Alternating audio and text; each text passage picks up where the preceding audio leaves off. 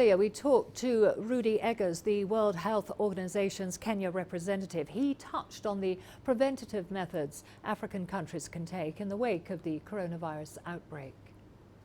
So thank you. You are quite correct that currently there's no confirmed case in Africa, but we've of course had several suspected cases.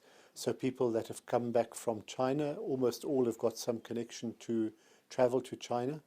And in several African countries, including Kenya, we've had suspected cases. Here in Kenya, we've now had 9 suspected cases that were initially investigated. Some of them were rapidly discarded, but there were 6 or so where we went through the confirmation testing. So what the countries have to do is they have to prepare for the potential importation of cases. So the first step is, of course, making sure that there's screening procedures at the airport.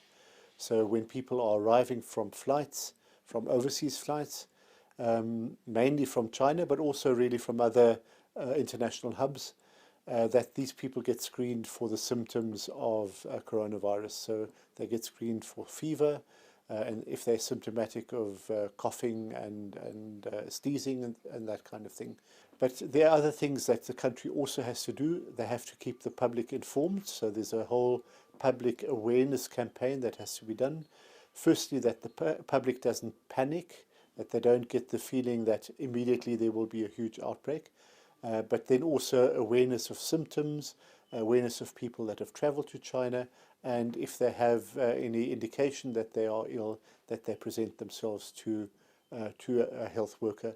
And then also basic hygiene messages, washing of hands, coughing and sneezing into the elbow, preparing food, etc. These reagents have been distributing to countries. WHO and other partners have been working on this. There are different protocols that are being used.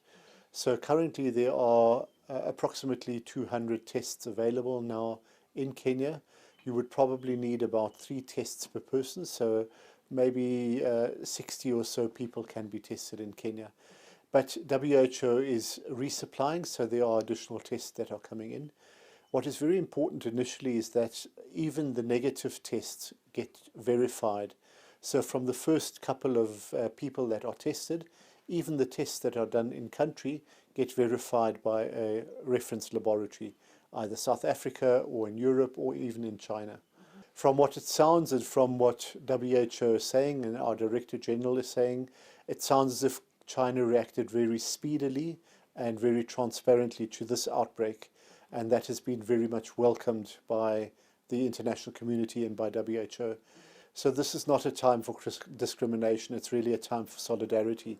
So there's no sense and no benefit really in discriminating to people that look Chinese or that are Chinese, that are outside in the world, because the risk is zero, really zero for these people. So there's absolutely no sense in discrimination at all.